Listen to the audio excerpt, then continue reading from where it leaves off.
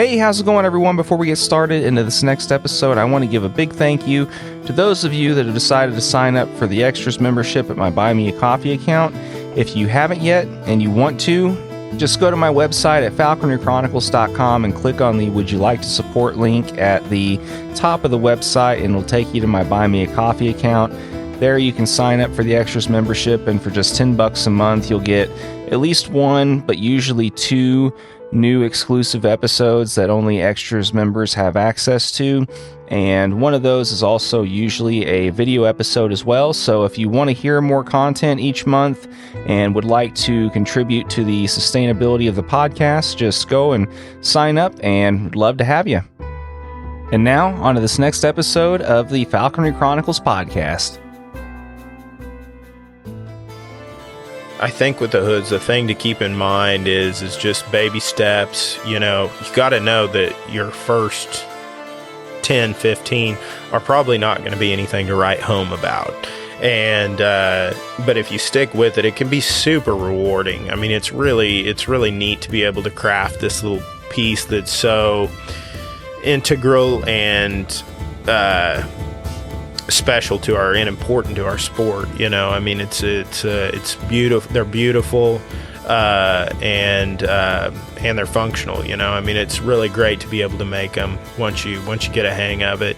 Hey, how's it going, everyone? Welcome back for another episode of the Falconry Chronicles podcast. And this episode was recorded when I was, I think, making my trek back from working out in Wyoming, and I had a chance to stop through on the way back home and make a quick visit with Tucker Taylor and talk about hood making and all kinds of other good stuff with him for a while. I had talked to him several times about his hoods, and I have a couple of his hoods, and they're really high quality. I'm really a big fan of his stuff, and anyway, I was happy to be able to make a quick pit stop on the way back and spend part of an evening with him and talk shop. So anyway, I'm going to go ahead and jump right into this episode with Tucker Taylor, and here we go.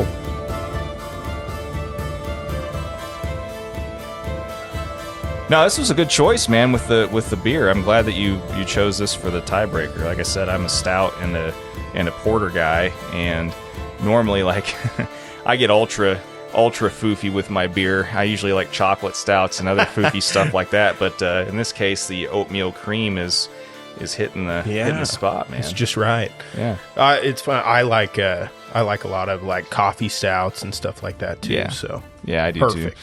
Especially the Imperials, also the ones that are like 11% or 13%. Yeah, you're just like, knock you down. Yeah, you're like halfway through one, and you're just like trying to remember where you're at. Yeah, for sure. Yeah, I've made the mistake a few times in having a couple of those at I know there's a local brewery that usually has a couple of really good ones, and I always end up making the mistake of getting, and I'm usually day drinking when I'm doing this too. Yeah. You have like two of them, and then you're like, all right, should I go ahead and just do a Lyft or an Uber? And I'm like looking at my watch, and it's like 2 p.m. I'm just like, well, rest of the day's shot. It's funny that we're talking about this, because yesterday, the first time ever, I had a client come in at 2:15 for their haircut, and they were absolutely tore up. Like, I mean, tore up. They ended up having to get up and go to the bathroom and throw up halfway through their haircut. So, and you cut your hair. You cut hair like in your house, right? No. Oh no. Okay. I cut over in Joplin, Missouri. That's right. Mm-hmm. That's right. Okay. Yeah. It was the ultra old chair and stuff that kind of threw me off. You wouldn't want to cut on that carpet, man. No. Well, that's why I was just like, I was just like, man, you were brave bringing people in. That makes way more sense. No, okay. Yeah, there's a barber shop that I work in over there, but yeah, it was pretty funny. Did a whole haircut. This person just absolutely just messed up. Messed up. And you powered through? We did. We got it done, and yeah, it was just, I've never done that before. Now, I have cut people's hair almost that drunk before a couple of times, but I never cut somebody who was that drunk's hair. So excuse me for a second. I'll be right back. Yeah, for sure. Yeah, well, I mean, hey, if you're still functional in that way, all the power to you, man. If you can get away with that. See, I can't do that with my job. No, that'd be real bad. Yeah, it'd be real bad. Yeah. So anyway, yeah, no, it's cool though, man. How long have you been cutting hair? I have been cutting hair for 13 years. Quite a while now. It's a nice chunk of change, man. Yeah, a little while. Yeah, it's been a good job. Yeah, it's very repetitive, but I still do enjoy it. Well, I mean, you just give the people the same like bowl cut every day. Dumb and Dumber style. Yeah, that's mostly what I do. It does. It's nice. I think compared to some other jobs, I'm able to really, because I'm an independent contractor, so I'm able to, set my own hours, do whatever I want. Mm-hmm.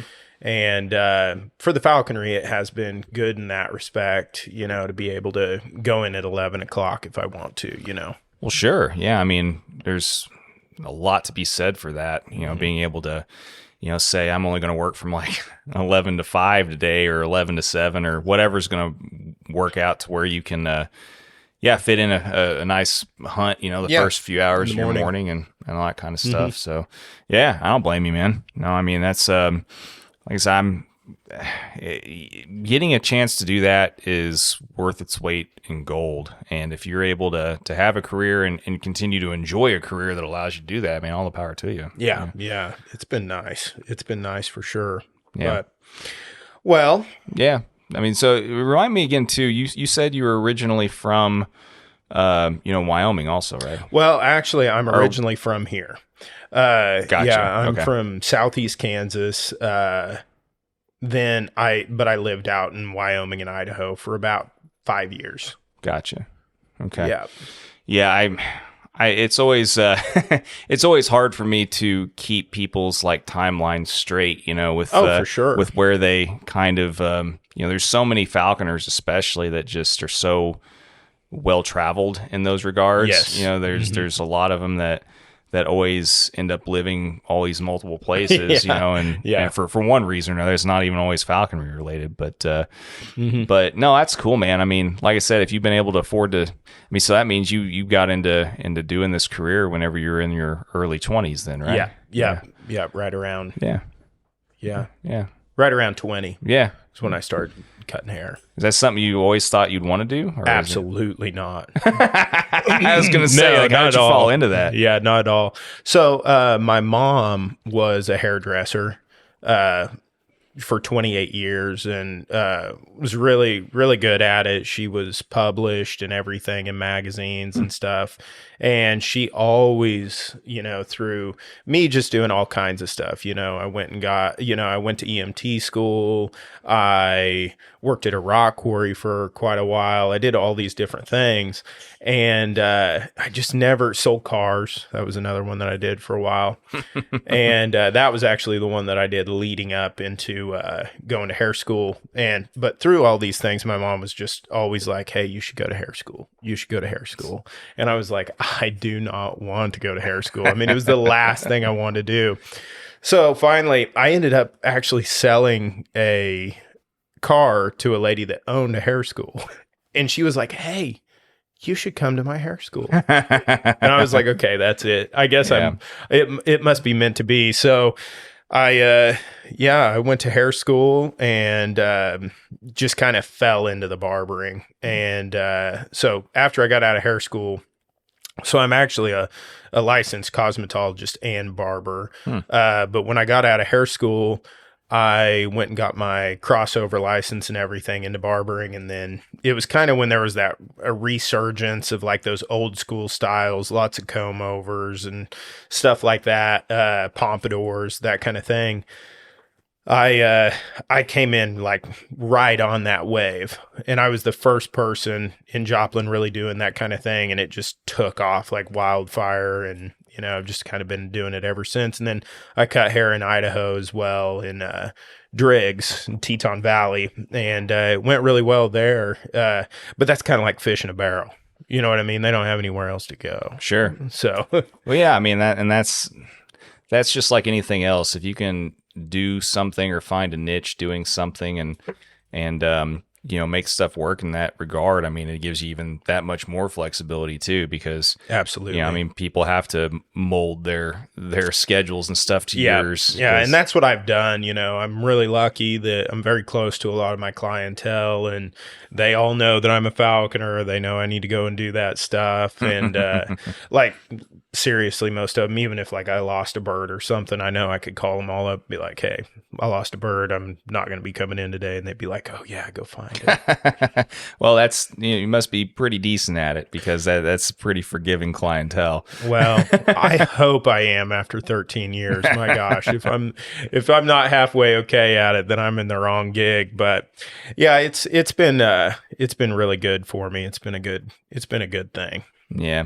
It's always funny how you fall into those kind of things. Like that's kind of, I fell into healthcare. I mean, I, basically got out of audio school and discovered that I was going to starve to death probably if I didn't, come up with another backup plan. So yeah, I kind of fell into my career a little bit of a similar way too. My mom at the time was a sonographer and my aunt was a nurse and so on and so forth. And, I was just like, well, I mean, there's always a health profession. You can always be able to find a job, this, that, and the other, have decent benefits. And of course, that was when I was still naive to the fact that healthcare workers have some of the worst benefits. But but at least I knew I'd be able to get insurance and stuff. So yeah, I was just like, all right. I was looking through programs and was just like, all right, which one of these has the least amount of college prerequisite requirements and respiratory? Like, that's me. Yeah, it's like going down the list, and I was like, nope. Oh, this one doesn't require any, and it was respiratory therapy, and that's how I ended up getting into my profession. Perfect. So, I love it. 19 years later, and yeah. But so yeah, it's funny, man. It's funny stuff. But yeah, no, it's always interesting, and like I said, at least you have found a way to, be able to pursue and have the flexibility for all these different kind of things, because as I've learned more and more over the years of being around more falconers and talking to more falconers and stuff. I mean, not everybody has that by any stretch. Oh, definitely not. And even with mine, I still struggle sometimes, even with my schedule. It's like I think balancing falconry and real life it's a struggle. I mean, there's just no way to get around that. I mean, and I think that's something that people need to know when they're getting into this sport. I mean, it is challenging. It's challenging. That aspect is very challenging. But if you want it bad enough, you can make it work. It means getting up maybe at like 4:30 in the morning. Well, and I think the funny thing about that though is I think getting up at 4:30 in the morning is like the least amount of a hurdle that most people would have to jump to compromise to make it work in their lives and stuff like that. I mean, it seems like, let's just put it this way. If someone thinks that getting up at 4:30 in the morning or something like that is going to be like the hardest thing that they're going to encounter, then they really need to rethink whether or not it's for them or not. I don't know, man. Getting up at 4:00 in the morning, 4:30 in the morning, that's rough. That's rough for me. Well, I mean, I think a lot of people would probably agree as well, but that being said, there's also those little challenges of, quarry and hunting spots. Oh, big time. Yeah. And I mean, and that has that been kind of stuff too. That's been tough for me. Well, and I think another thing that's been really difficult for me is not having anyone around me. Yeah.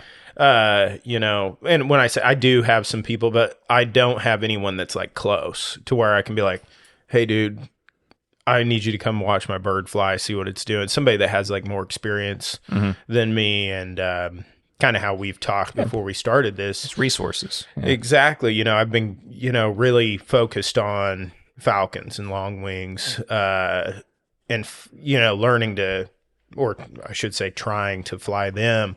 And I think there's so many little nuances when it comes to flying falcons, compared to hawks and even the accipiters a little bit. I feel like there's more going on with the falcons, and you need to know when to throw that pigeon, serve the pigeon. You need to know when to reward your bird. You know, you need to know, hey, you're taking the drone up too fast. You're taking the drone up too slow. I mean, as far as all these things, or,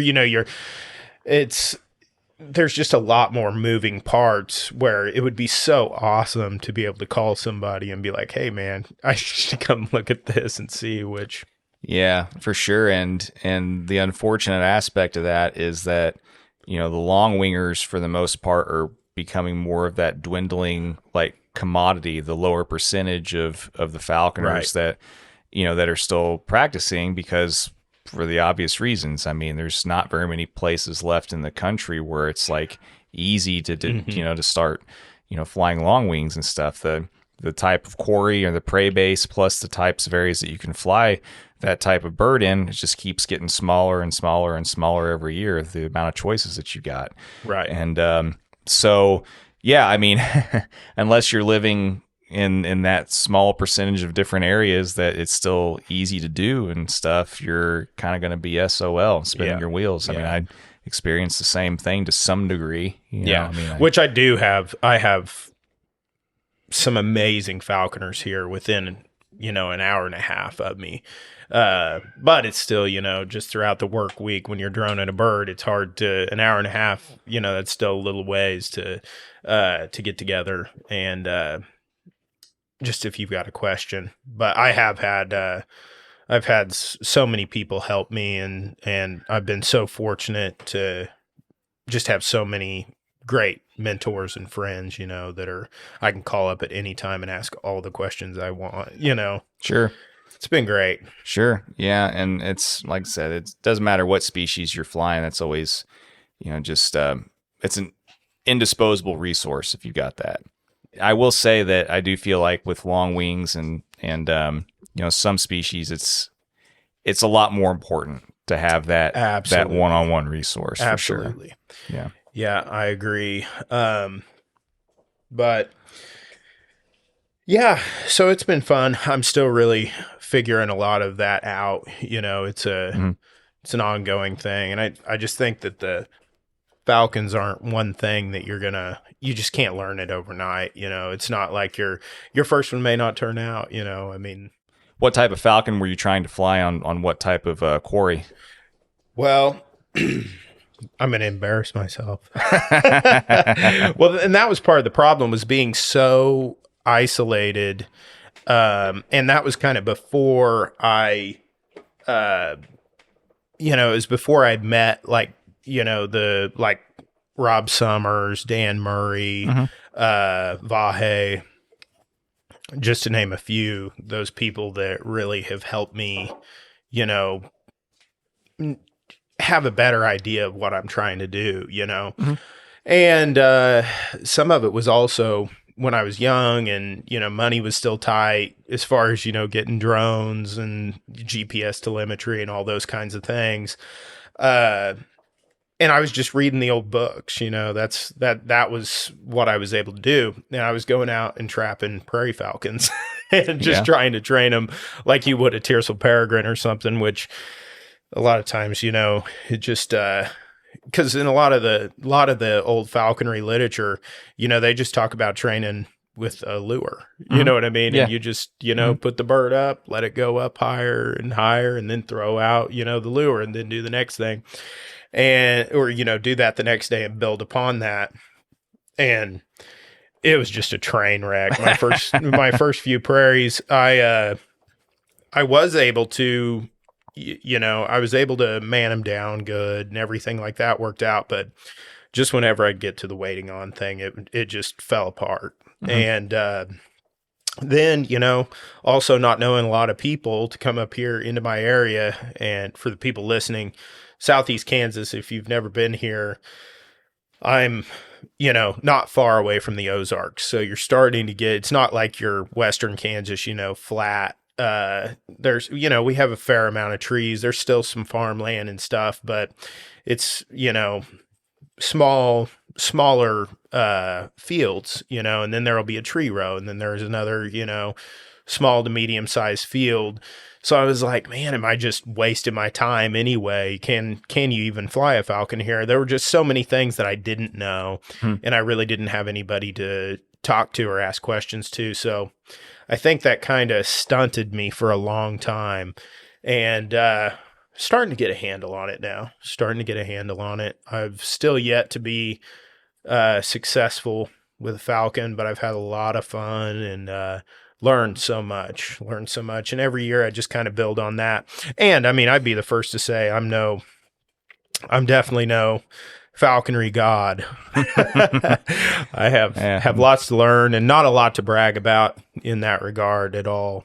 Yeah, none of us are. Yeah. I mean, I would worry about anyone who thought they were. Mm-hmm. I mean, it is what it is. Even the people that are really proficient and have a lot of success. I mean, I think for the most part will also tell you the same thing if they're truly humble and self-aware, Yeah, I think there's always definitely something to learn. Yeah. Definitely something to learn. But. Yeah, I mean, and I understand what you're saying about, it's just there's a certain degree of spinning your wheels when it comes to that kind of thing, and there's a lot of people that say you can't do this or can't do that, but they're also like they have like one type of prey base or one type of whatever in mind, and and that's why I was kind of glad to be able to see like some of the other stuff like the snipe hawking and things like that. Absolutely. It's not super duper common, but it opens up another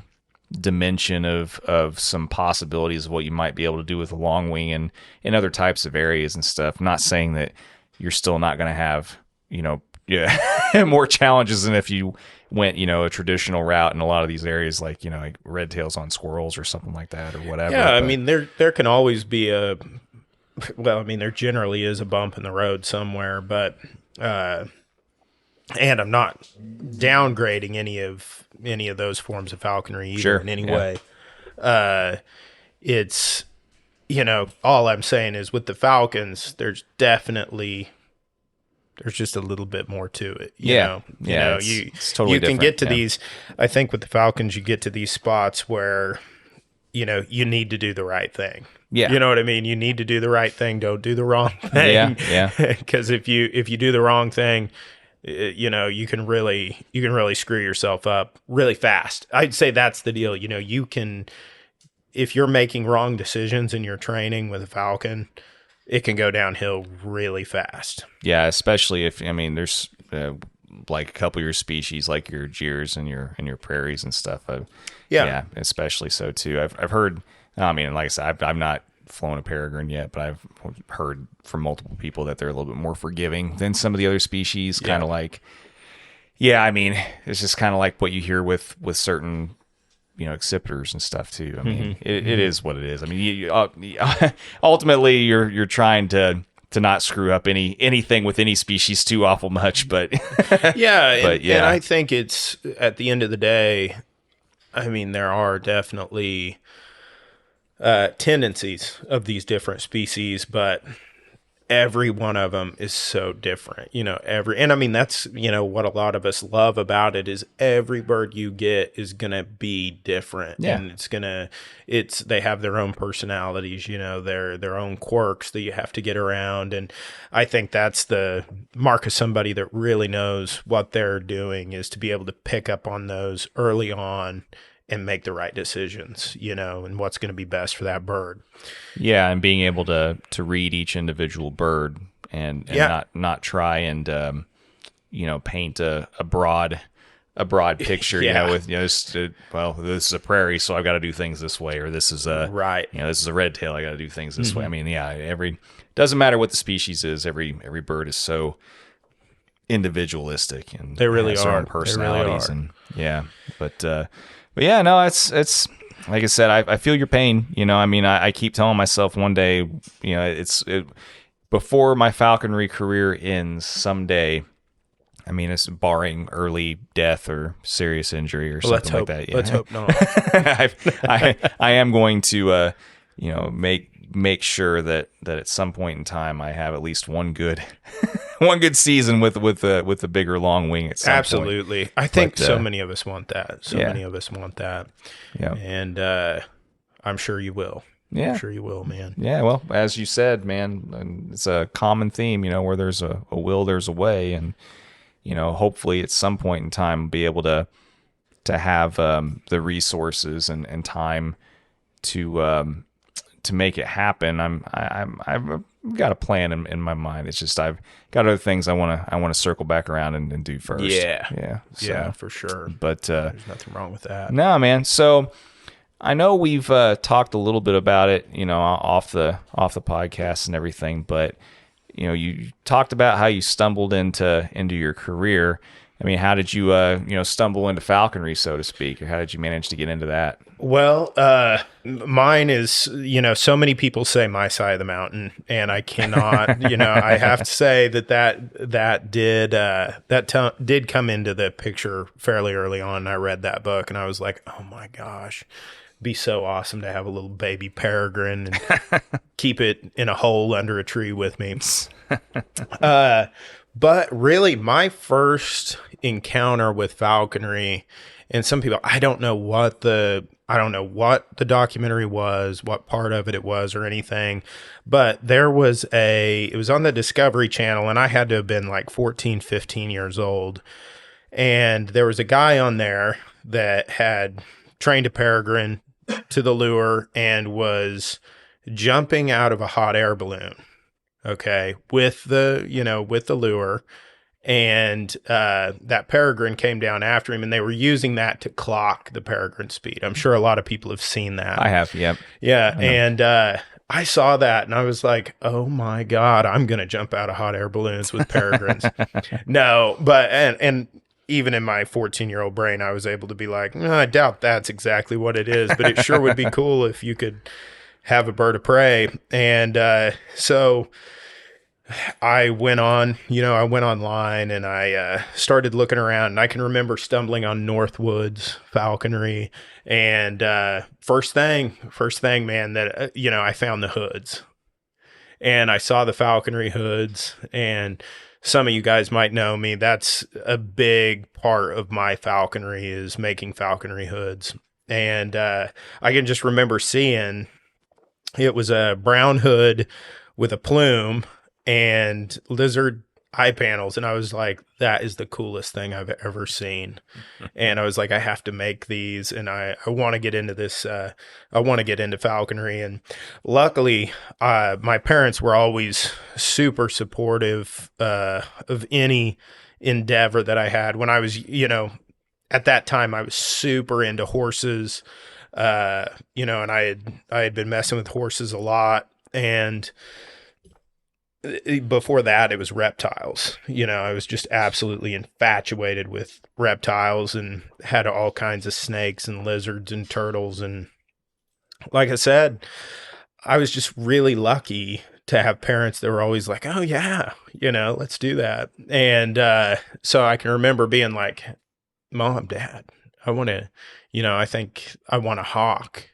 And showing them that kind of stuff. And so that was kind of my gateway into it. And I didn't go on to get, at that time, you had to be 16 in Kansas to get your falconry license. So I had to wait, but I, contacted the club and started talking to some of the members, and a guy named Nate Matthews, awesome, wonderful dude.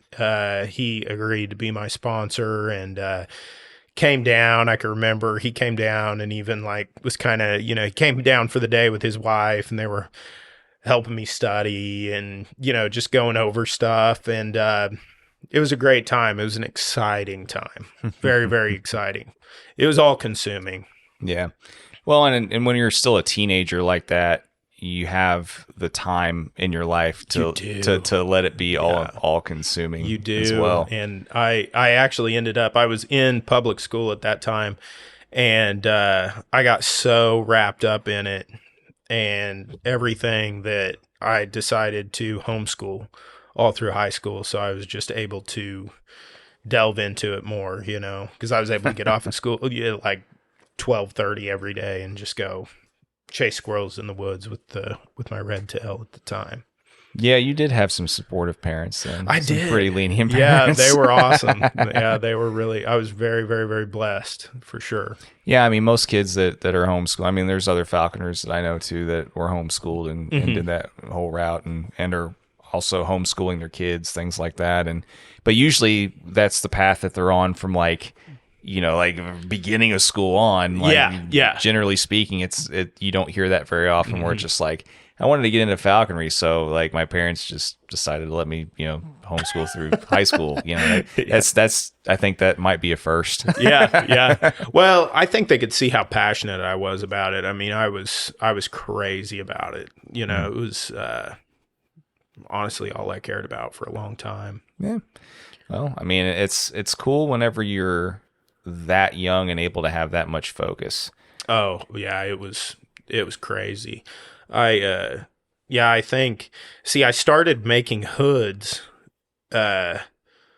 almost immediately. Like because I already had, I had been into leather, because I was doing a lot of horse tack and that kind of stuff. And I would fix up saddles. And I actually had some kangaroo hide that I'd been using on something because I did a lot of braiding with it and stuff. And so I had some kangaroo hide there at the house. And I got on, I had the luxury of, I know a lot of these older guys didn't have the internet. I did. It wasn't nearly as big or anything as it is now, but I was able to find some hood patterns on there. And I think I probably made that first hood when I was 15, and been making them ever since. But so I was making hoods before I actually even had a bird or anything, because I was so, well, I told you I love hoods just as much as I actually love falconry. Yeah. Well, and as someone that's got a hood fetish, hood collecting fetish, I understand. It's pretty cool. I mean, I'm never going to be able to dedicate the time to do that or get good at it. I've got too much other. Too many other things, but I highly respect anyone that can develop that amount of like craftsmanship and that kind of dedication, to get that good or get that level of craftsmanship, so to speak. Thank you. Yeah. Well, again, props. I've thought about this. If I was to, if I would have found falconry now, I wonder if I ever would have been able to do the hoods, because again, I was able to devote so much time to them. And, when you're a kid, it's kind of like, I know a lot of people, you could draw when you were younger, but then you try to draw when you're older. And I feel like we put up roadblocks. When we're older, we're like, I just don't think you can do that. Mm-hmm. But when you're young, you feel like you can do anything. Yeah. So it lets your mind be more open and stuff. Sure. Well, and all I'll say to that is you probably would have been able to, but you probably wouldn't have been as good at it. Possibly.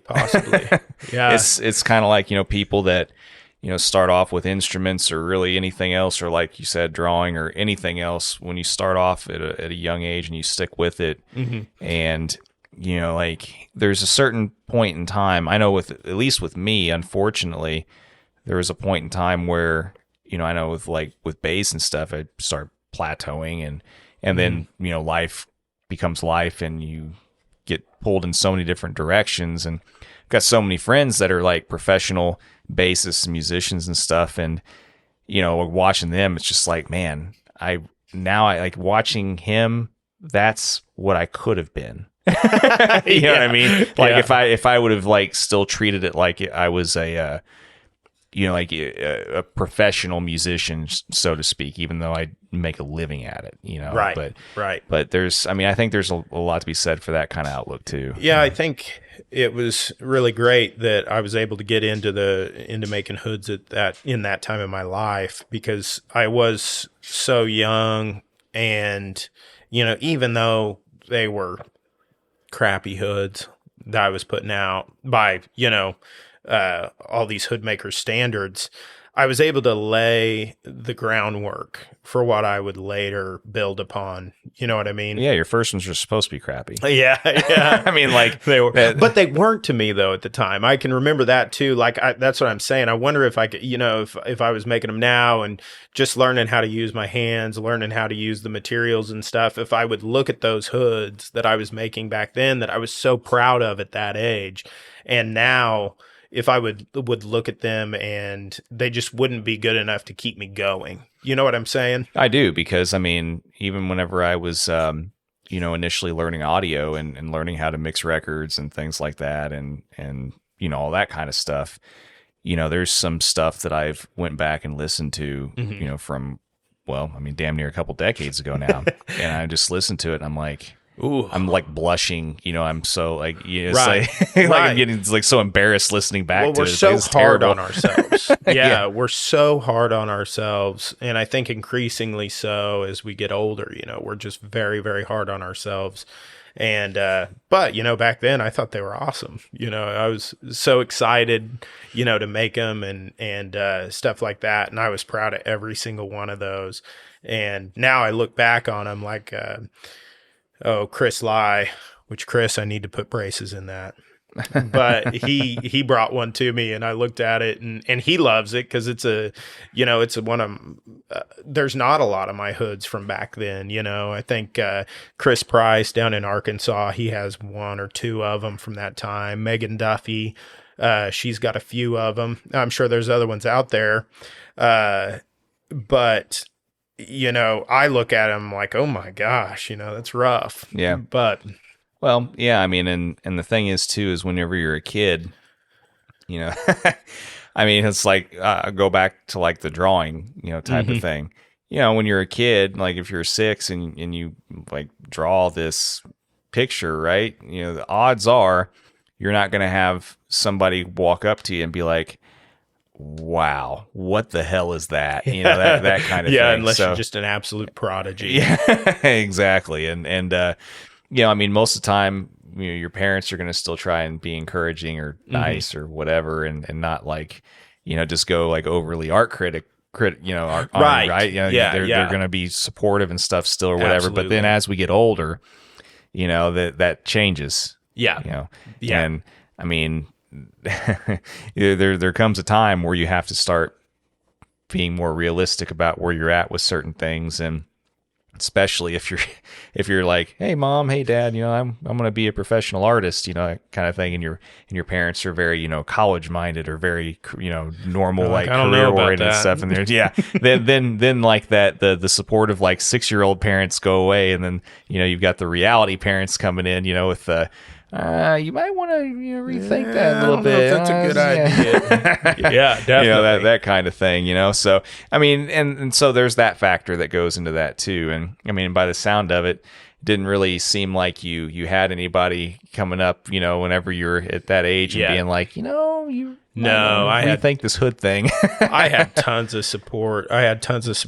And some great mentors too at that time. That I mean, that's another thing that just, it blows my mind. Look at that I was lucky enough to come into contact with some of the people that I did. But like some of my best memories are, I went to, is one of the first like Kansas falconry picnics, like summer picnics that we had. And I rolled up in there and I had some horse stuff that I'd made, those first falconry hoods that I'd made, and I just brought them along to, kind of show people what I was doing. And a guy named Jack Stoddard was there, which Jack has, fairly recently passed away. And Jack, for those who don't know, he made one of the first commercially available block sets in North America, and he was just an amazing person and a falconry historian, really, he was. And he was nice enough, he kind of looked at my stuff, and I don't know, he must have thought that I was worth something. And he went over and he had brought a couple of those hood blocks and he gave me 2 or 3 hood blocks. So those were and I think if I remember right, they were like female prairie sizes. And those were the first hood blocks that I'd had. And I had also made a connection in hood making because up till then I was just winging it off of patterns that I found online and stuff like that.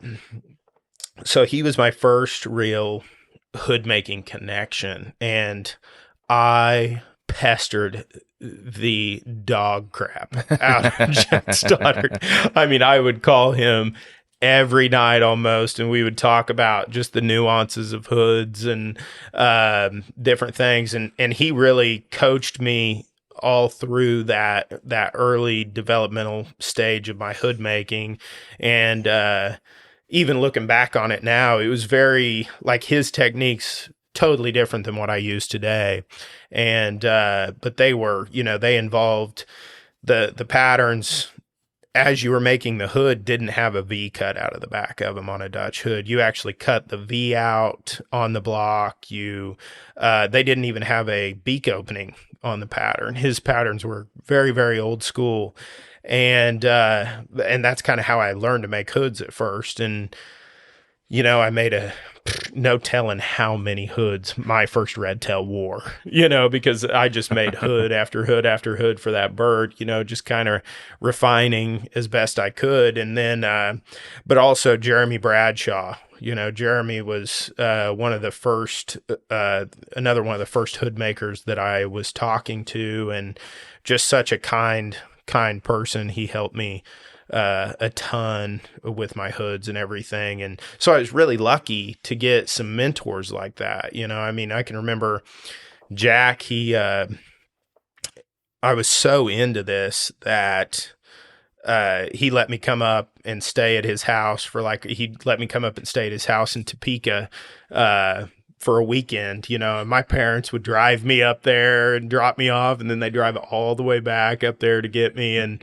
I mean, but he had a barn beside his house, and it was like a museum in there. It was, there were Mullen blocks there. I mean, he just had all kinds of crazy artifacts in that place. And we just had a great time, and I really miss him. He was an awesome person. I'm sure a lot of people on here will know Jack, and he was a really, really cool, really, really cool guy. And so yeah, that was kind of how my falconry took off, and the hood making took off. And then since then, I've got to meet so many just amazing people. Bill Barber has just been a great friend and a great mentor. Chris Proctor has, been really helpful and helped me a lot. And I've been really lucky to have the people. Jim Osborne, he's a good friend of mine. Some of these people that were, just absolute idols, I've been able to turn into friends, which is really cool. That's always an added bonus whenever you can get to know a lot of these guys, and not only are they really helpful, but they turn out to be, good people, and really just, I think that there's something to be said for, as much as people who are artists or craftsmen or whatever, they're not always going to share like all of their little secrets with you. I was going to bring that up and stuff, but at the same time, like they also at the same time understand the dedication, the work ethic, and just the overall amount of dedication that it takes to hone and refine a craft too. So it's nice whenever they're willing to at least help you get started and everything else. Yeah. I mean, and so I mean, in that regard, it's good that they were nice enough to do that for you. I mean, and in a way, I mean, I'm sure it was probably good that they didn't go the extra miles and let you become you and kind of put your own little mark on it. Yeah, and I think that the biggie is most hood makers, because it is kind of a hush hush. A lot of they're not just going to be forthright with everything.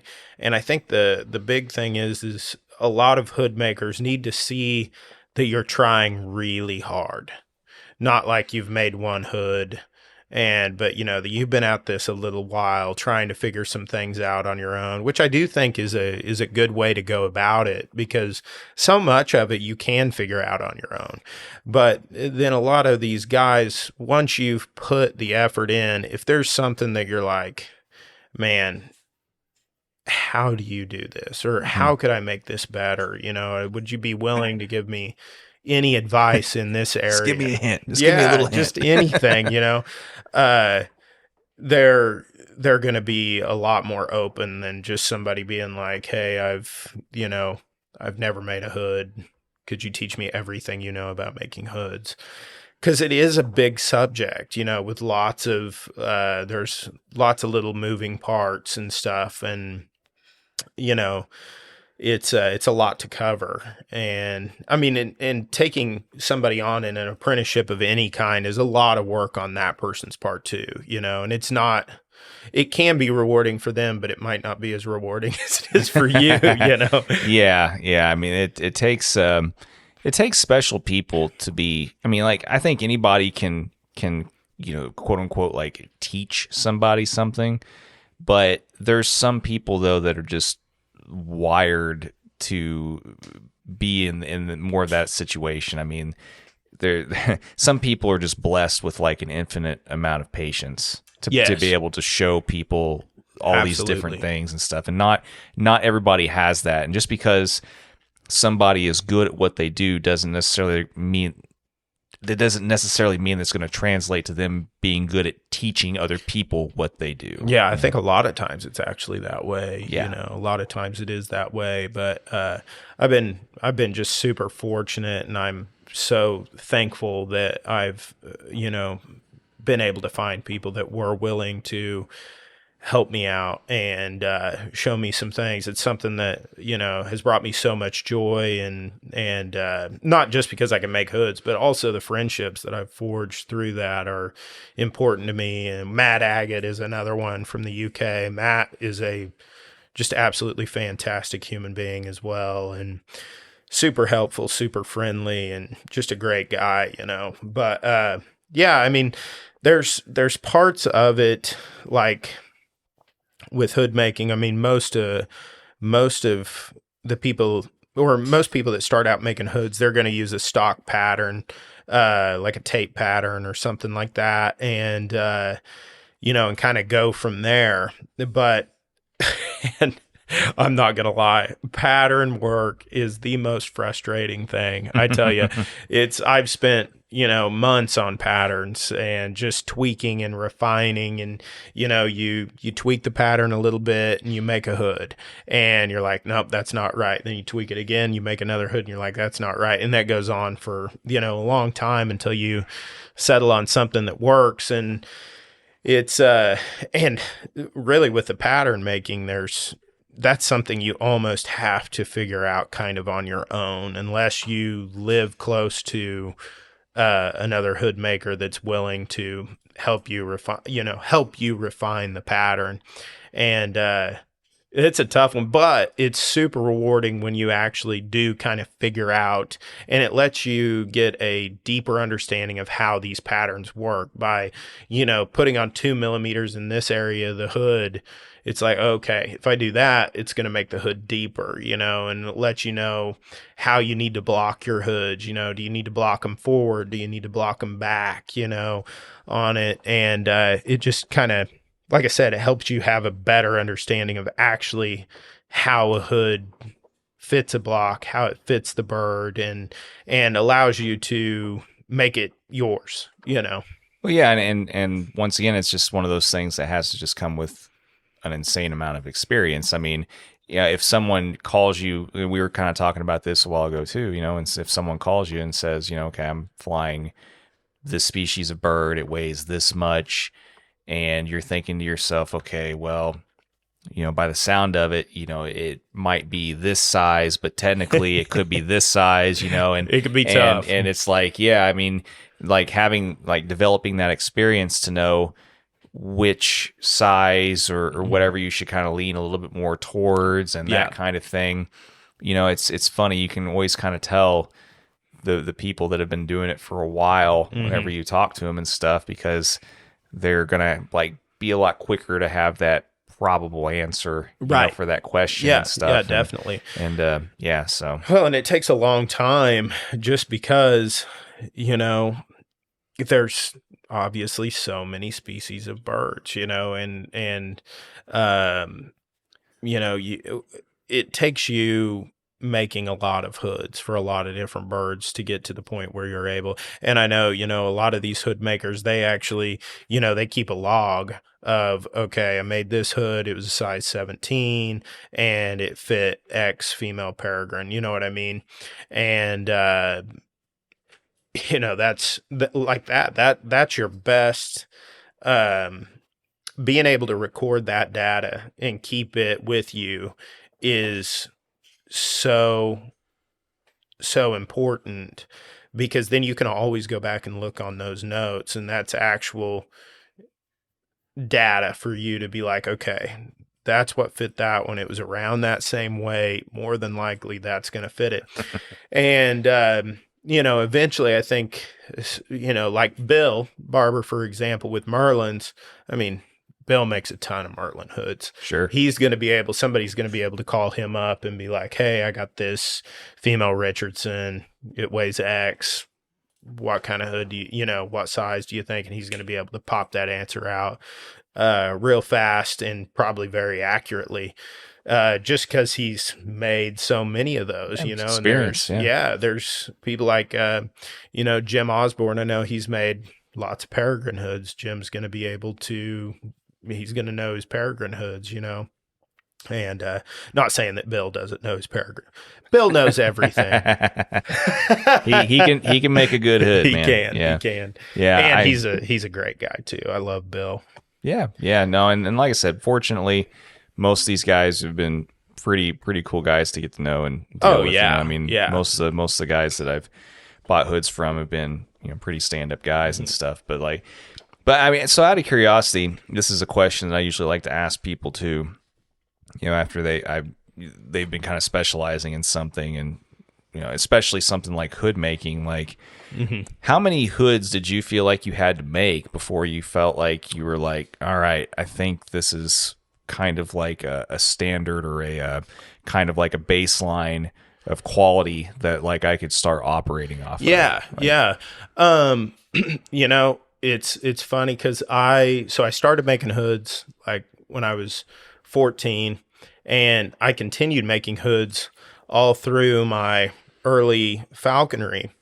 And like I said, those were mediocre hoods. I mean, they worked, they were fine, but they just lacked refinement, I would say, and at the time I thought they were really good, but looking back on them now, not so much.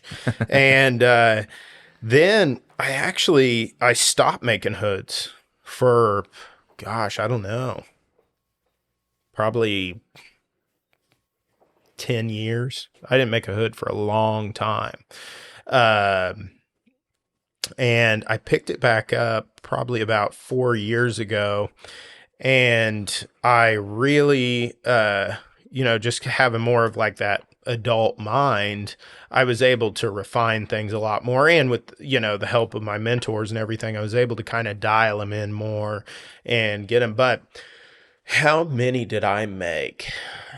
Ballpark. Oh gosh. It's ballpark. I mean, I know one guy I talked to was just like, I think he said can't remember which friend it was, but he said he felt like he was like around 40 hoods, for example, before he felt like it was like I think this is decent enough for me to like legitimately sell or whatever. Yeah, I would say somewhere probably right around that range. You're gonna have, after 40, 50 hoods, you should probably have a pretty good handle on what goes into making one. And there may still be some areas that you're still working on a little bit, like necklines or something like that. And you got to remember too, I mean, even though they're absolutely the same as far as build, when you go into the micro hoods, that's a whole nother kind of new learning curve, because they just require different techniques a little bit. That's why I say they're put together the same, but they require a little bit different handling. And leather thickness obviously is crucial. I mean, that is like so important, to get the right, because you can't go too light and you definitely can't go too thick. You need that perfect millimeter range for your micro hoods, which I've found is in that like 0.8, 0.9 millimeter range, because some of your light kangaroo skins, they're going to be as light as 0.5 to 0.6. And I mean, they're literally like a flower petal, when you get them done.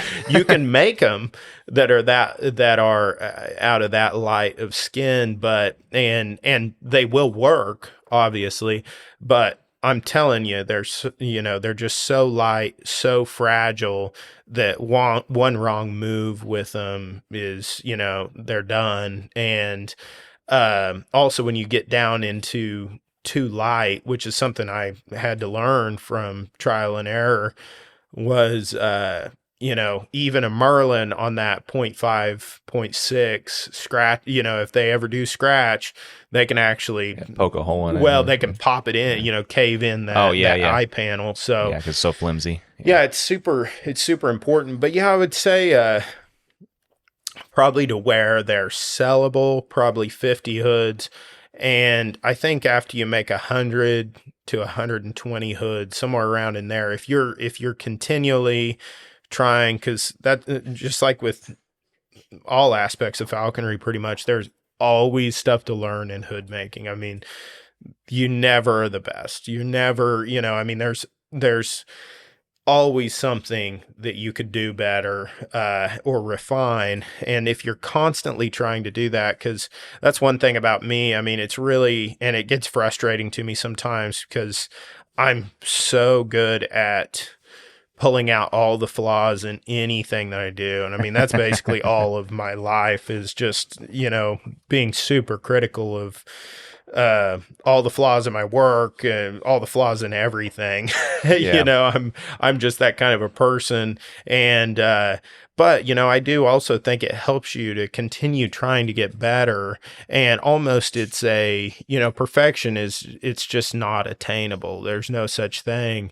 No. But if you're always striving for that, it always keeps you going forward. So that's what I'd urge anybody that's making hoods: never ever be satisfied. Like, still have fun with it and be proud of your work, but always be looking for that little part of your hood that you don't love, and trying to make that a little bit better. And I think if you do that by about that 100 to 120, and like I said, it's gonna differ for everybody, just depending on how your mind works and the path you take with it. But I would think around that, you're gonna really start seeing some beautiful hoods.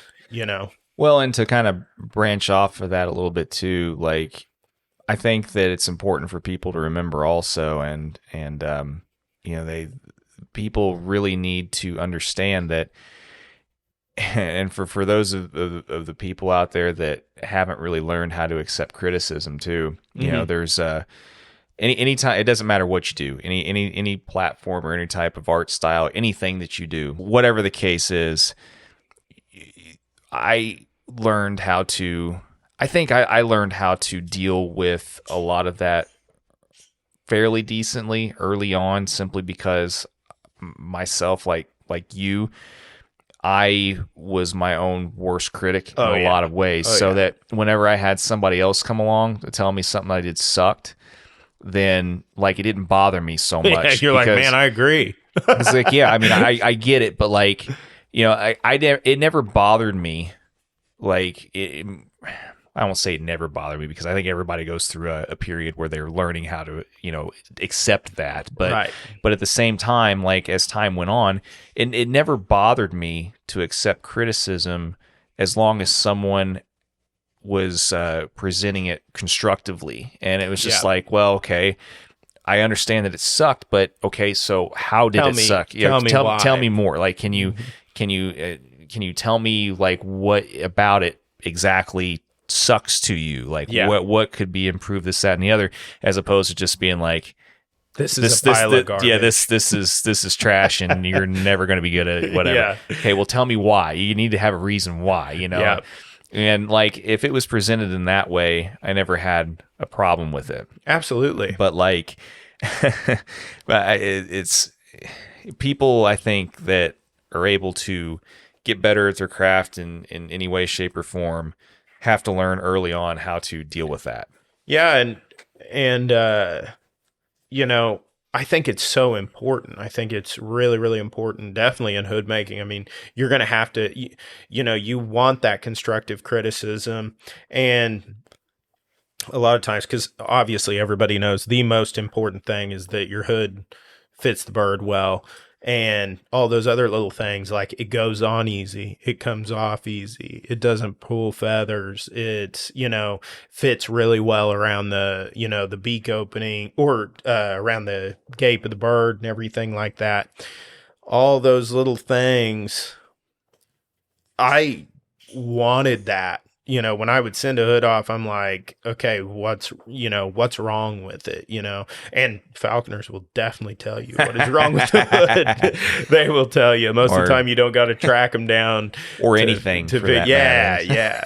They'll let you know. But I mean, it's really the only way, especially with the fit, barring, which the best thing is to have a bird at home, you know, that you're able to try your hoods on. That's the hardest part of hood making, though, is refining your fit. You know, everything else, all the bells and whistles, the dyeing techniques, and those kinds of things, they're all good and well. But the really important part, and you know, in my opinion, the difficult part, is making a truly well-fitting, functional hood that isn't just a pretty piece of leather, you know, but something that somebody can use day in and day out, you know. And that takes a while, and you've got to have people around you that understand that, you know, I bought this hood, it's a good hood, there's some things that could be different on it, this person's still learning, especially if you're somebody that's just starting out.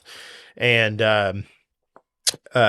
then you, on the other end of that, you need to be able to take that feedback, like you were saying, and go back to the drawing board on your pattern and be like, okay, let's change this, let's change that. Somebody's like, yeah, I love the hood, but man, the braces are just, you know, I can't open and close them. They're too tight. Yep. You know, you got to figure those little things out. And, but yeah, I mean, all in all, it's a lot of fun.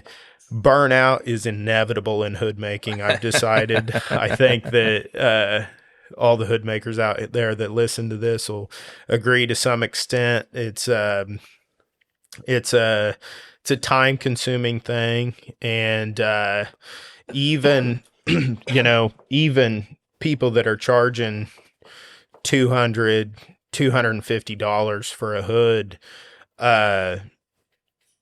it's still like, if you take your hours that you spend into it, it's still, I mean, it's not enough, but it's because they take a lot of time. You know, I routinely have 3 to 4 days where I've been working on a hood for 3 or 4 hours each one of those days before it's actually ready to ship off and everything. And you know, as far as with hoods, with the, you know, you've got money in tools, but that would be another thing that I'd tell anybody that's starting out in hood making. You really don't need a ton of tools, and I'd urge you to kind of take a step back, and a lot of your tools you can make. You know, there's some that you can't, but a lot of tools can be made, or you know, and then the rest of the stuff to get into it, your most expensive thing other than that is going to be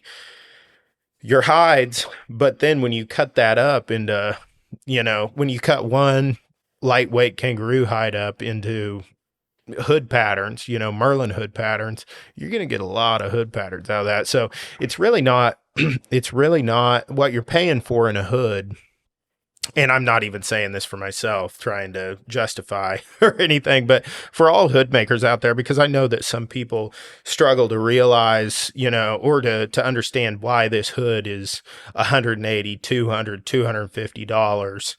And it's not the material in it. The materials are really fairly cheap when it comes down to what you have in one hood. But it is the tools, because there are tools that you have to purchase, but still not a lot. But the main thing is the years that somebody like Bill Barber, Chris Proctor, Jeremy Bradshaw, Matt Agate, all these guys have put into learning how to make a hood that is that good. That's what you're paying for, is that time, and just the time that they had to set down. A lot of them probably, like I said, 3 to 4 days start to finish, with dry times and stuff like that in there. It's those two things that really, a lot of people don't understand how much goes into one of those little pieces of leather. It's a lot of thought process, and even before learning the techniques to make it, like I said, if you find somebody, that has such a refined pattern that works well, that fits a bird well, it took that person probably at minimum 6 months to a year, but sometimes even longer, of going through adaptations on that pattern to get it to the point where it's such a great hood, Sure. like Pete Watsky's hoods, for instance. I mean, Pete, I never got to meet Pete, unfortunately. I really wish that I would have. But, his hoods were known far and wide for just being absolutely incredible, fitting hoods, especially on Merlins, but all the way around. But, I think that's what you got to understand, is the time that it takes, and for $180, Yeah, well, I mean, it's like we were talking about earlier before we started recording, that meme, floating around with you got the huge boat, and someone comes and something's wrong with it, can't get the engine to run right or whatever, and someone comes along, gives a little tap on one little part of the the motor, charges $10,000 for the one little tap, and someone throws a fit over the 5 seconds of work. But it's like, well, you're not paying for the 5 seconds of work. You're paying for all the years of experience that it took to know where to tap, that whole principle. And yeah, I mean, it doesn't matter, like I said, what field you're in. It could be making hoods. It can be producing records, engineering records. It could be, all these different things, right? Like, it's going to take you a long time. And if you're trying to either make a living at or continue to refine a craft or a service that you're going to offer somebody, it only makes sense that you should be charging more as time goes on, right? Because theoretically you're getting better, and the product or the service that you're offering somebody is getting better. Yeah. And that's just a natural progression of craftsmanship. I mean, I mean, people want to throw a fit over something like that. Well, you can go and find the other guy that's still charging $20 for a hood that's just starting off, and that's great and all, and but that's fine. And that's cool. But that person eventually, if they stick with it, hopefully over time, they're going to end up charging $200 for a hood too, or whatever. Because ideally they're going to get better. But you got to understand, if you're paying $20 for that person's hood, though, you're not going to get a perfect hood either. Right. So, well, and I think the other thing that we have to remember on these little falconry hoods is, one reason why they are expensive, and maybe they get a little bit more expensive, is more or less they're impossible to mass produce. Each one, every stitch is done one at a time. Each hole for every stitch is poked one at a time all the way around the hood. The whole thing stitched up by hand. It's, the dyeing could be commercialized, but they have to be, each one of them. I mean, a lot of hood makers allow you to pick the colors that you want to do on your hood. So, every one of them is cut out by hand. They're not clicker die cut. They're, putting an awl, tracing around the pattern, then cut out, with the X-Acto knife. And so every single step of the process is very, very, handmade. It is truly handmade. Mm-hmm. So, and when it's like that, it's a lot of work. It's a lot of work that gets put into one of those. And if they're treated right, they can last for a long time. That's what's great, Sure. They don't stay pretty for very long. Well, like I said, if you're buying a hood for beauty, then odds are it's never going to leave your shelf anyway. It's never even going to go on a bird to begin with. Yeah. That's what's funny. I find a lot of the old timers and stuff, and it's most of them, they just want brown hood. Yeah. They don't care about any of that stuff, Yeah, I mean, all the hoods they're making for themselves for their own birds. They're going to open up a plastic crate of just like nothing but just pure tan, brown, whatever. And whatever fits. And exactly. That's the thing, it's like whatever fits and whatever works. And and that being said, man, there is something timeless and classy about just a two-tone, well-done two-tone hood, Sure. And I've kind of went all over the place with, different things, and really probably focused too much on designs and things like that. And, at the end of the day, there's really something to be said for just a classic two-tone Dutch hood. I mean, they're beautiful. And, but yeah.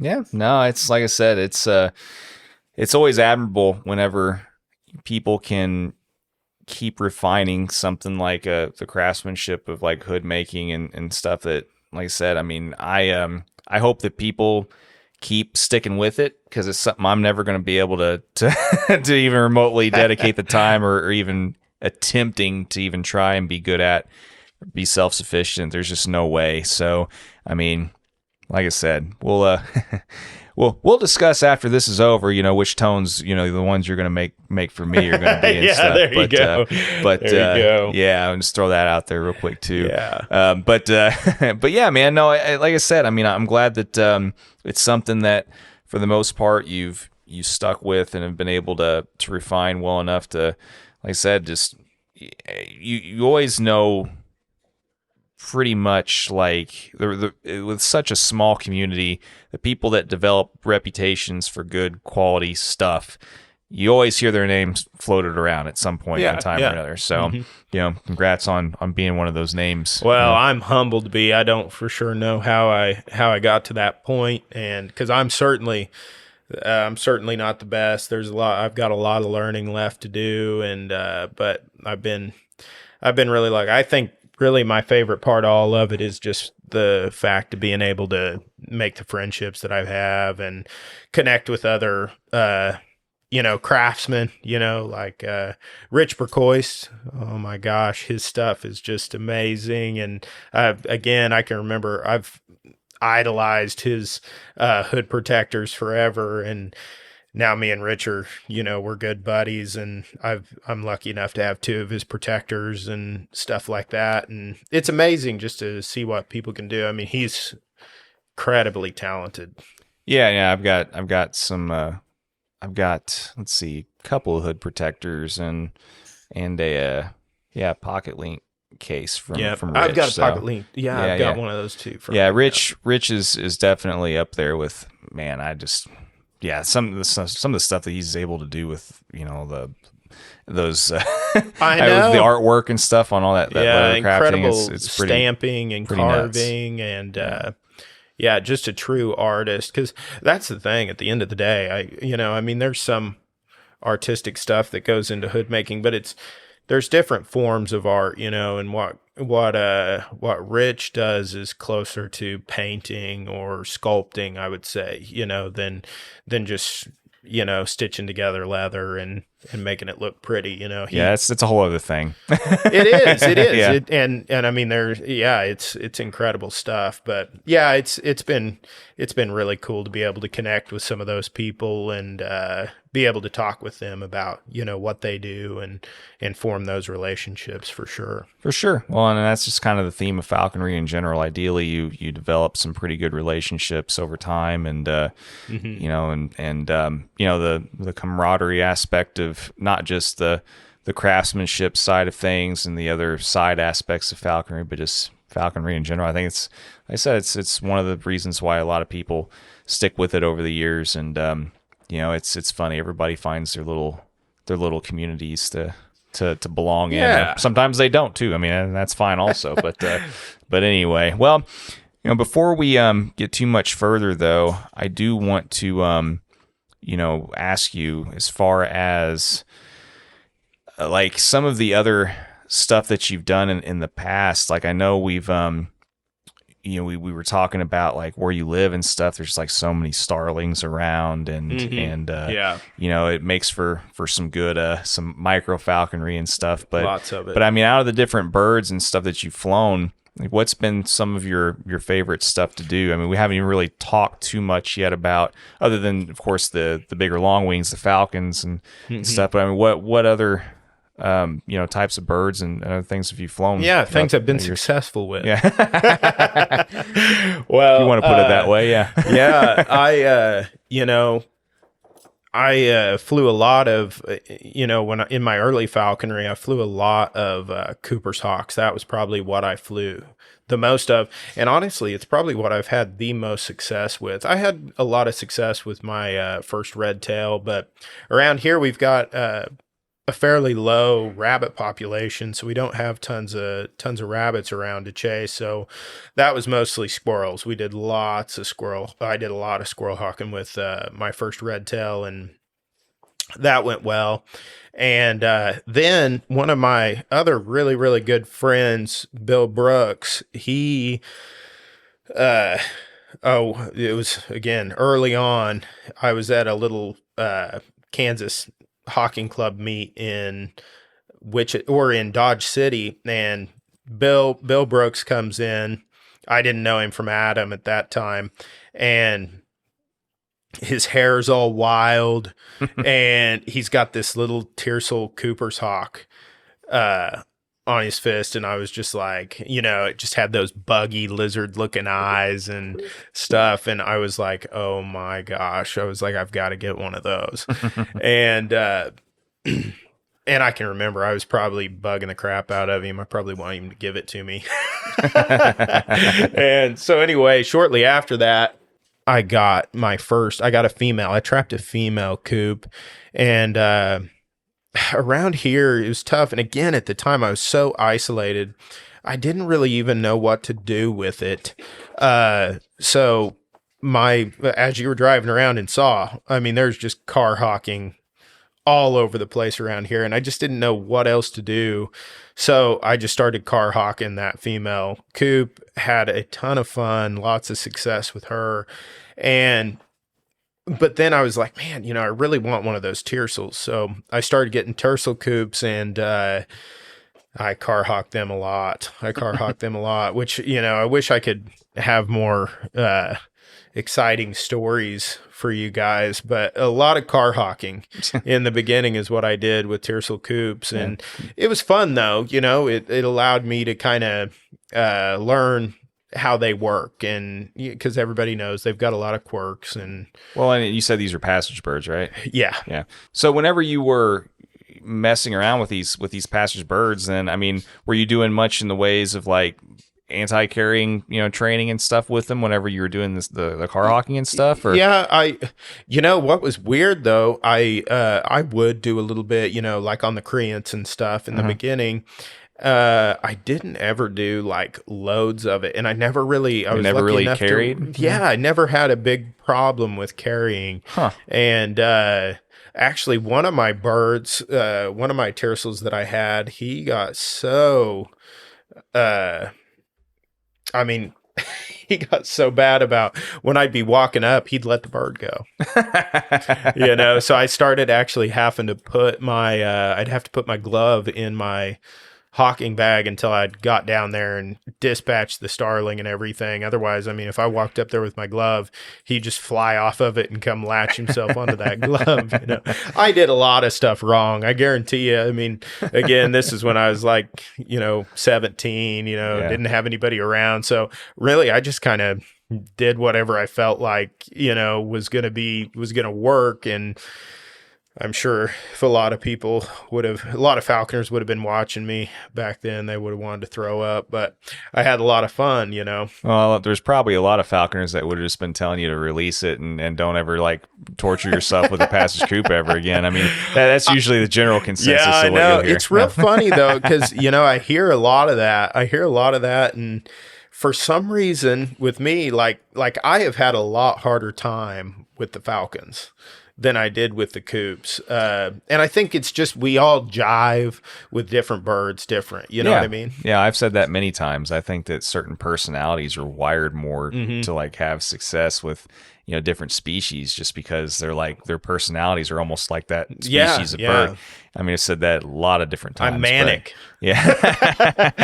Well, and that being said too, I mean, I know when I was talking to, McDermott, I think it was, he was, saying too that, a lot of the guys ended up having a lot of success or more success with some of like the passage coops and some of these other species like that are the ones that have the time to dedicate to like doing definitely like an everyday routine with them and dedicating that kind of time, so it's like a lot of your retired guys. Well, it makes sense like for someone like you that was being homeschooled at the time, and you were able to do same thing every single day, establish that routine, which obviously you established a routine with the bird because it was leaving the bird and coming to get its routine tidbit from you after jump off that starling, and it would go one way and he'd come up to the fist. But so I mean that could say that's probably something to say for that too. The fact that might have been part of it for sure. Yeah, for sure. That's the thing. I wouldn't tell anybody it was really in style or anything. It was probably just bushwhacking it, but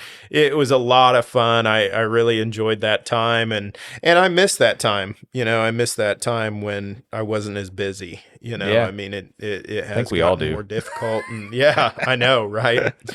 It's and I think part of it too. I which is good and bad. I mean, from a fun standpoint, it was probably good because I really had no standard to hold myself to. You know what I mean? I was just this kid alone out there with a bird, and if I killed something, that was success. Sure. And I didn't look down on car hawking at all, which I still don't. But I'm searching for more. This standard that I have in my head now is a lot higher than what I had back then. And, I can remember one of those coops because, I mean, there were things with them, that were very Cooper's Hawk like one time, just like you said, getting into a routine with a Cooper's Hawk, I'll never forget this. I had got into this habit of I'd go out. I was driving by this time, and I would go out and we'd car hawk and everything, and then I'd come back home. And as I was pulling into my parents' driveway, I was still living at their house at the time. I would, we lived out in the country, and I would just let my Cooper's Hawk out the window. Okay. And I would pull the rest of the, and I'd kind of do that at the end of the driveway, and then I'd pull the rest of the way up in there. And I'd take a minute, kind of get everything ready, and he'd just be sitting out in a tree waiting on me. So I'd get out of the car and I would start walking through the yard with the meat and whatever. Well, anyway, I just started doing that and got into that routine. Well, one day I waited a little too long to get that meat out on my fist. And I mean, that bird came in and clobbered me side of the head, grabbed a hold of me. So, I mean, there was stuff like that. But again, being as young as I was, and I knew, well, that was stupid, and but I just kept on going about my business, and didn't let it ruin anything for me. You know what I mean? It wasn't like, oh my gosh, I've got this killer's Cooper's Hawk now, and I was just like, well, I won't do that anymore. Yeah. And so yeah, but I would say that's probably been the majority of my success.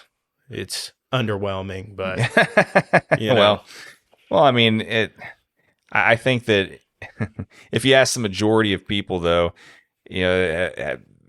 what have you had the most success with, especially at the age of like 17? Probably multiple passage Cooper's Hawks is probably not going to be on very high on the list. So, well, I mean, there's something to be said for that too, I think. But you're too kind. I mean, I'm just stating a fact. I mean, I've still not been successful with one. There's lots of guys that I know that still haven't been successful with passage coops, and it's just, and I think like you said, I mean, there's a reason why I haven't tried another one. Since then also. That can be quirky, and like I said, I think that, they I had some that were a little maybe more aggressive, but then I did have one that I ended up losing, unfortunately. Just a freak deal. I mean, I think it got chased off by another, raptor. Because we have a lot of red shoulders in this area, tons of red shouldered. Who doesn't? Yeah, they're everywhere down here, and I think that's what probably scared this bird off. But anyway, I had this one Cooper's Hawk that was just, I mean, it was a tiercel, and it was dog tame. Like, I mean, it was crazy. Like, and so like I said, we said in the beginning, they all are just so different. And, but I had one that was just, I mean, it was as tame as any red tail that I've messed with, and, just super easy going, kept a tail, no problem. It was just like one of them dream birds, and then, I lost it after a few months. I probably lost it right before it started getting really aggressive. Right. Yeah. Yeah. No, I don't know. Like I said, I mean, we've all got different experiences and come from, different backgrounds and all that kind of stuff. So, like I said, what one person's underwhelming might be, someone else's just most amazing thing ever. Well, and that's true. So. That's true. Well, I mean, the main thing is I'm super honored and humbled to be on this podcast, even. I don't want anybody out there thinking that I'm something on a stick or anything like that. Cause certainly I got a long ways to go. And no, it's cool. We all know. we definitely don't think that. I bet not. Well, then you're in the right. Yeah. Well, you know what I'm saying, though. I just don't want anyone to get the idea that just because I'm on a podcast, I think that I'm, because I don't. No, I don't think that. It's all good. No, I don't think anybody would think that automatically or anything. But no, man. I just, like I said, I was just curious because we hadn't got a chance to talk about some of your experiences with the other species that you've flown and stuff. Yeah. And to that end, I mean, you already kind of told like one or two kind of funny stories there, but like in regards to some of the other like memorable hunting experiences that you've had with your birds and also like hunting experiences you had with other people, like go ahead and share a couple of those too. Like, and now that's something I could definitely touch on, is watching other people's birds fly. Well, another one that turned out, it could have been really bad, but it turned out funny. Is stuff that I'm not meaning to catch on, with my first red tail. We were hunting out back behind my mom and dad's house again. This is probably 17 years old. So I go off out into the woods, and we had this house cat that she went outside, and she was like old house cat. And I let my bird go, and I was walking through the woods, and all of a sudden she goes down and she comes up, and I mean, she's picked up that cat, and I mean, it just looks like the Tasmanian devil underneath her. It's just like a whirl of fur, and I mean, she instantly dropped that thing, but she actually did pick it up off the ground a little bit and cracked me up. Either that or the cat had jumped off the ground going nuts and picked her up with it. It might have been a combination of both, so, too. But that was a good one. And then I, with that red-tailed too, we were at a falconry picnic, and she hadn't been around a bunch of dogs or anything, and I can't remember what falconer's house we were at, but we had all went out into the woods, and again, here she goes, she goes down on something, and we all get over there, and she caught this guy's wiener dog, and so we had to get her off of that. But one of the really probably the coolest things that I've ever seen was Jack Stoddard. I went up to his house, and because he had called me up to see if I wanted to go on a trip to Nebraska to meet up with Tracy DeWitt, Rick Woods, and Steve Duffy. And I was like, oh my gosh, absolutely. And, because he knew that I wanted to see, because at that point, I hadn't even got to see a falcon fly, ever. And so we went up there, and it was a great trip, and I got to see tons of awesome flights on sharp tails and pheasants. But one of the flights, I can't remember whose bird it was. It might have been Tracy DeWitt's. We had put the falcon up, and there were some pheasants in the ditch there. So. And it was kind of a risky flight. I don't know whose bird it was, but anyway, we're walking down this ditch, the bird's up, and all of a sudden, all the pheasants flush, and that bird comes down, smacks this pheasant, and I kid you not, all of this happened like right over me. And it doesn't sound real, but this literally happened. The pheasant just gets hit so hard, it comes down, it hits that barbed wire fence, and it just splits it in half. And then the bird, obviously loops back around, and it landed on one part of that pheasant. We had to go find the other half of it. And that was an awesome flight, because it just happened like right above my head, and it was really, really neat. But that was a great trip. And then me and Jack on the way home, because I was like, at that point, after I saw all that, I was like, I have to have a prairie falcon, Jack. I've got a prairie falcon. So we drove all the way home, and I think, because now looking back, I don't even feel like we were really in places that prairie falcons would be. Yeah. And I didn't have any clue how to look for them or even, trap them or anything. But he drove around trying to find me one. It was a good time. Nice guy then. Oh, he was awesome. Yeah, he was really, really cool dude, and great friend. But yeah. No, was there any particular, like, you said you did quite a bit of squirrel hawking too. I mean, was there any, particular, fond memory you had with squirrel hawking too? I mean, I always like hearing other people's squirrel hawking stories too. Yeah. So. I'm trying to think. I got bit really good one time. I did get bit by a squirrel, but really, I mean, most of them for the most part were pretty cut and dry. One thing about the woods that I'm in down here is, and why I kind of ended up just giving up the squirrel hawking thing and trying to move on to something else, was they're so thick. Oh, like yeah. The understory is so thick. Like, I mean, it is just like, you just feel like you're in a fight the whole time, going through the woods, which is unfortunate because we have so many squirrels around. But I mean, it just gets to a point where you're just like, okay, is this fun or is this just a bunch of work? Yeah. Yeah. And the woods that I hunted anyway, mostly because at the beginning of my falconry, I was really lucky that my parents lived in this house that was right on, like, behind it was 400 acres of woods. Mm-hmm. So I was able to just go out there and had a great place to squirrel hawk.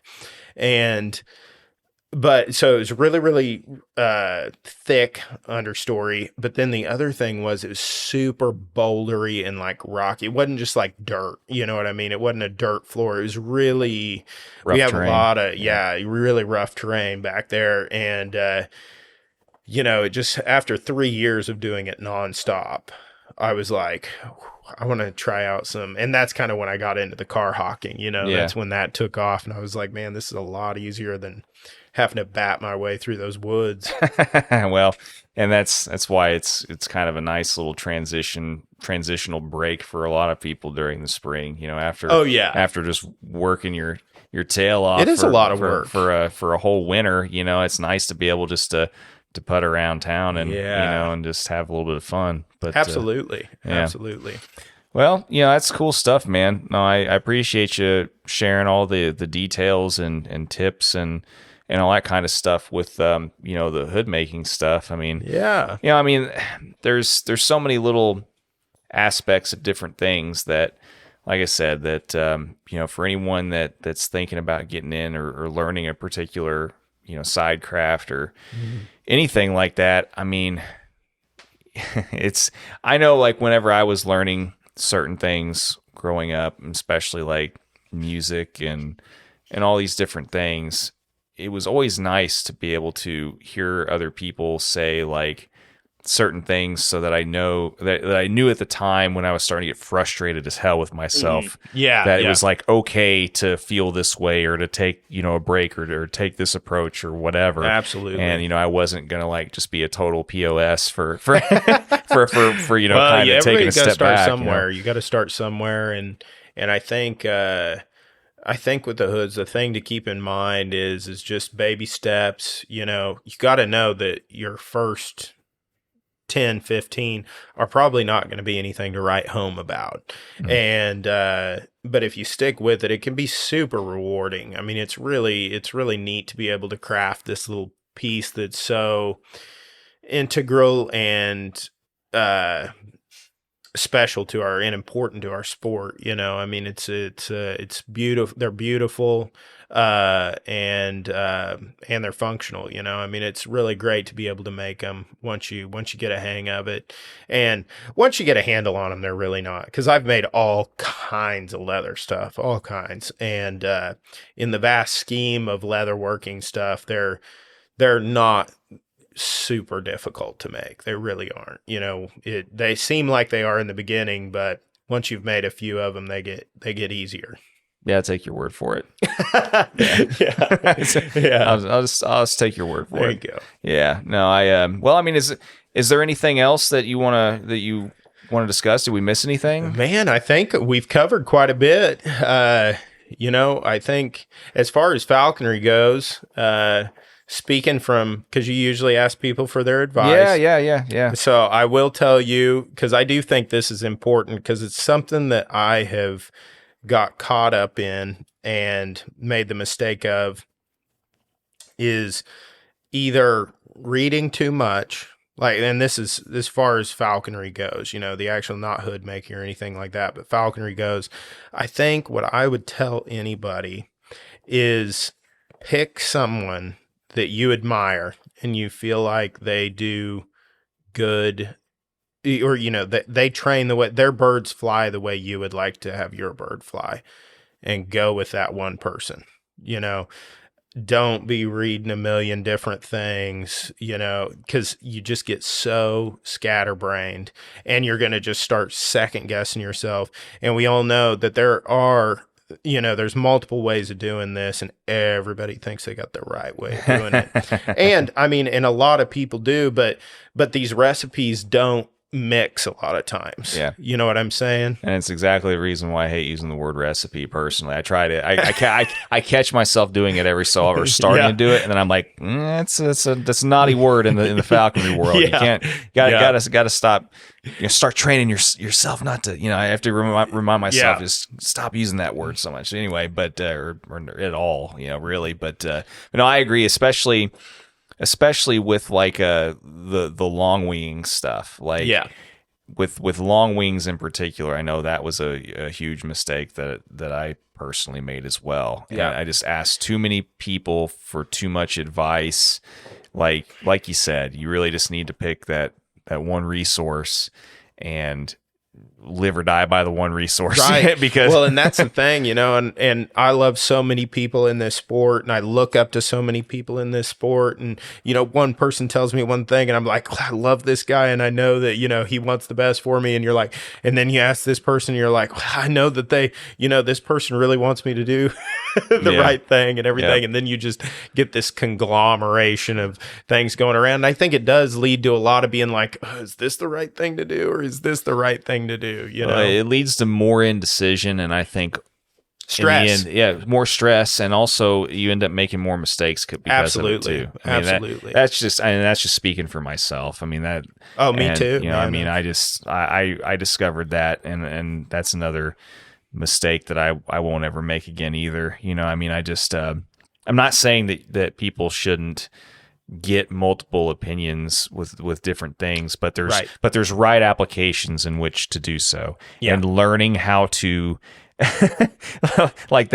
learning how to fly a particular species or work with a particular species for the first time is usually not the best time to go about that. It's usually whenever you already have a good foundation to work off of, and you're just getting like side opinions when you're trying to grow and develop more, But, I mean, you almost need to look at it like, if you want to fly a passage prairie, well, you need to go through an apprenticeship with somebody that and be faithful to that person's advice, and not jump skip around all over the place. And it's something that I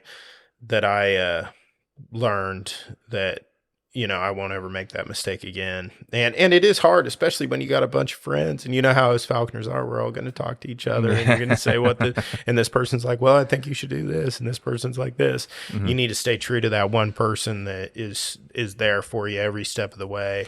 Yeah, and whenever you're learning something new, it's easy to remember, or it's whenever you're learning something new, it's hard to remember when you're asking multiple people the same thing, that each one of those people may actually be right also, but they all have different situations in which they practice their falconry too. So absolutely, you forget all those different factors sometimes, and it just becomes a mess. Does. It does. It definitely can be, but and it can happen fast. So very much. Well, so. That's probably that's probably what I would tell people and people starting out in it, that I think it's just important to find people that you really look up to, and just follow their advice, and just go down that one person's path for a while.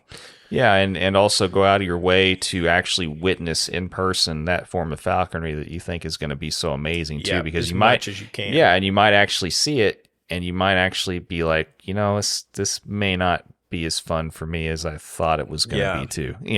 You just don't jump into something without like doing your due diligence from every angle first, that kind of thing. Well, I think it's something like something like prairie chickens. We see that on Facebook. We see a flight, and it looks awesome, but then you don't see the 4 hours of driving that were put in. To find that slip and things like that. So it is important to get with somebody and befriend somebody that's able to show you what that falconry is really like. Sure. Well, cool, man. Well, I mean, I appreciate you letting me kind of stop in after a 15-hour drive and hanging out and doing this and feeding me and buying me some beer and stuff tonight, man. It's been, dude. I was happy to. Yeah. Absolutely happy to. Well, I mean, it's been cool getting to know you a little bit and actually getting a chance to meet you in person. And like I said, it's one of the cool things about continuing to get to do this is to make all, like you said, all the new friends and get a chance to meet all kinds of cool new people and also meet people that are going to be nice enough to make you all kinds of hoods and stuff too. And I will make you a hood. I will make you a hood. Yeah, and I appreciate everybody listening out there, and all my friends that might be listening to this, and care about all you guys for sure. Well, cool, man. Well, I know my can's been kind of empty for a little mine's while. real empty. We need to kind of remedy that situation. I burned through mine. I was done with in the first 10 minutes. Well, I milked mine a little bit longer than that, but either way, we'll remedy that situation and hang out. And like I said, man, thanks again for doing this, and hopefully we'll get to go hawking sometime. Yep, you bet, man. I was happy too. Awesome, man.